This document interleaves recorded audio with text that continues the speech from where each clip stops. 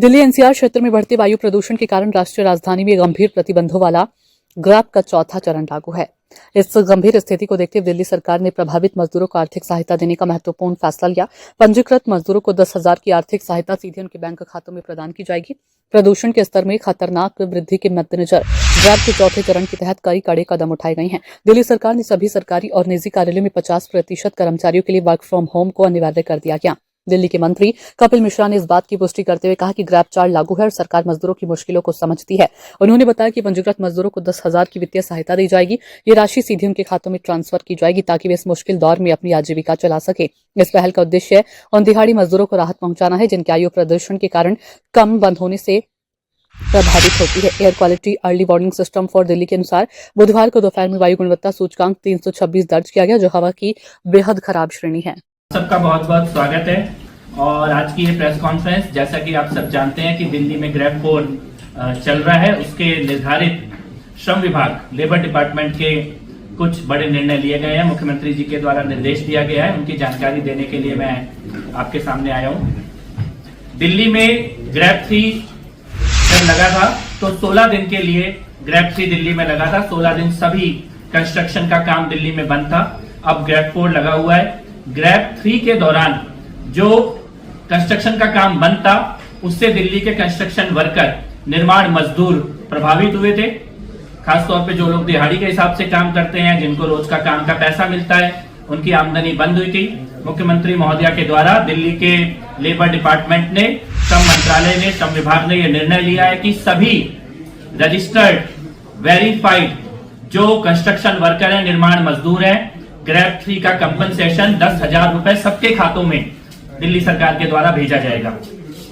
ये ग्रैब 4 के लिए भी, जब ग्रैब 4 समाप्त होगा, ग्रैब 4 के दिनों को भी हम काउंट करेंगे और ग्रैब 4 का भी कंपनसेशन हम सभी रजिस्टर्ड वेरीफाइड कंस्ट्रक्शन वर्कर्स के खातों में भेजेंगे।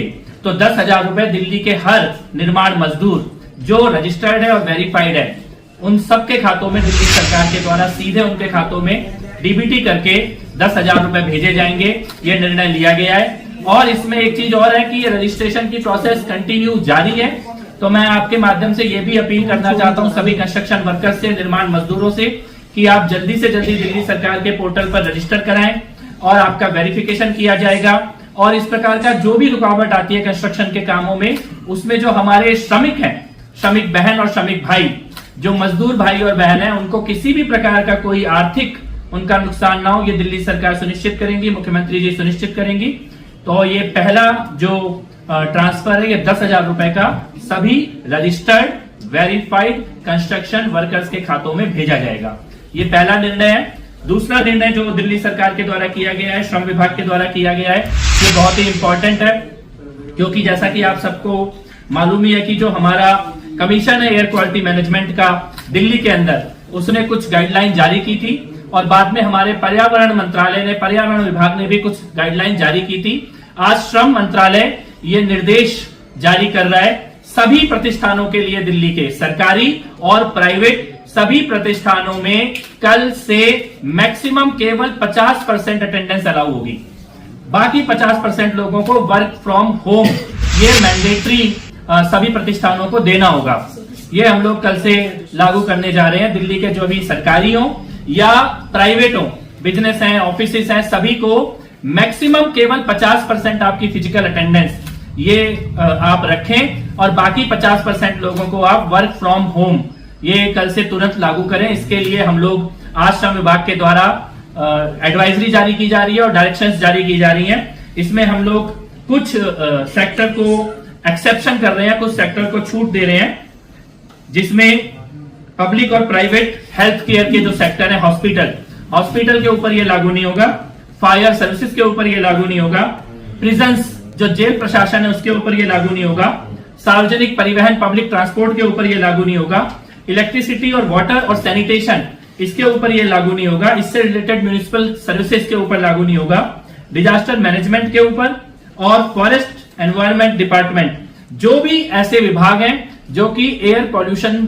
से टैकल करने का काम कर रहे हैं, एयर पॉल्यूशन को ठीक करने का काम कर रहे हैं, उनके ऊपर ये लागू नहीं होगा। बाकी सभी के ऊपर, दिल्ली के सभी प्रतिष्ठानों के ऊपर, सरकारी और गैर सरकारी, सबके ऊपर ये लागू किया जाएगा कि आपको मैक्सिमम 50% फिजिकल अटेंडेंस अपने ऑफिसों में देनी है, अपने कार्यालयों में देनी है, और बाकी 50% लोगों को आपको वर्क फ्रॉम होम देना है। और इसके साथ साथ हम ये भी कहना चाहते हैं कि ये all private officers functioning with in NCT Delhi shall operate not more than 50% staff capacity attending the workplace. The remaining staff shall mandatory work from home. ये लेबर डिपार्टमेंट की तरफ से हमारी गाइडलाइन है, और इसमें ये भी हम उनको अपील भी हम साथ में कर रहे हैं 50% मैंडेटरी करने के साथ साथ कि आप वर्किंग आवर को फ्लेक्सिबल कीजिए। जरूरी नहीं है कि आप पूरे स्टाफ को एक ही पर्टिकुलर टाइम पे बुला के एक ही पर्टिकुलर टाइम पर वापस भेजने का काम करें। इसको थोड़ा डिवाइड कीजिए। अगर कुछ पर्टिकुलर स्ट्रेंथ को आप 10 बजे बुला रहे हैं तो बाकी को 12 बजे बुलाएं, और इसी प्रकार से जाने का टाइम भी आप लोग चेंज करें। और वर्क फ्रॉम होम के जो नॉर्म्स हैं इनको पूरी तरह से सख्ती के साथ लागू करें, और कोशिश करें कि जितना ज्यादा कम गाड़ियों का इस्तेमाल हो, कार पूलिंग की जाए, अपने ऑफिस के स्टाफ को मोटिवेट करें, प्रमोट करें, और जरूरत हो तो इस प्रकार की नीतियां बनाएं कि अगर सभी लोग एक ही जगह से एक ही डेस्टिनेशन में आ रहे हैं तो आपस में कार पूलिंग करके आए। इस प्रकार की भी गाइडलाइन हम जारी कर रहे हैं। इसमें मैं ये आपको बताना चाहता हूं कि हमारा ये जो आज की गाइडलाइन है इसको अगर पालन नहीं किया जाएगा, इसकी नॉन कंप्लायंस होगी, तो एनवायरमेंट प्रोटेक्शन एक्ट 1986 के सेक्शन 15 और 16 के अंतर्गत इसमें जुर्माने का भी प्रावधान है। तो ये दो बड़े निर्णय हम लोगों ने किए हैं। पहला निर्णय सभी निर्माण मजदूरों के खाते में 10,000 रुपए, और दूसरा निर्णय आवश्यक एसेंशियल सर्विसेज को छोड़कर बाकी सबको मैंडेटरी 50% मैक्सिमम अटेंडेंस और बाकी वर्क फ्रॉम होम, ये गाइडलाइन आज श्रम मंत्रालय के द्वारा जारी की जा रही है।